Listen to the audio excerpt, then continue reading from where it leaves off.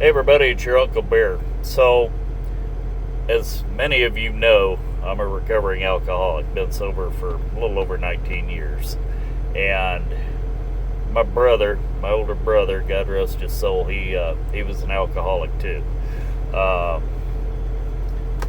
my niece, his daughter, I didn't talk to in the last couple of years of his life. He moved away after he got sobered up. He moved down to Missouri to be near his kids. But according to his daughter, I don't know if it's true or not, but she said he was sober the last couple of years of his life.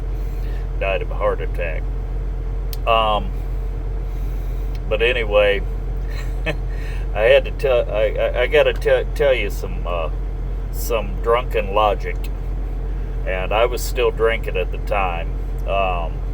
But anyway, I was on the road and I pulled in. He was living down in just a little town south of Columbia, Missouri, down there.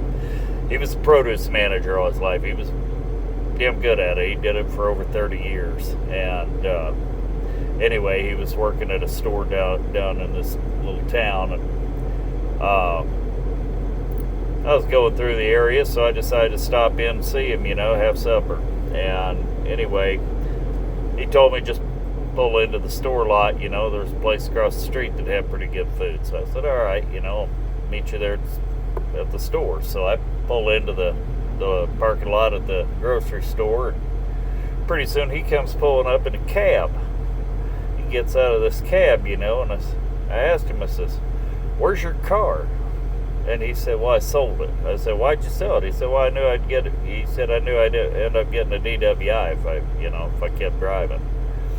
And I said, hang on a second. I said, let me get this straight.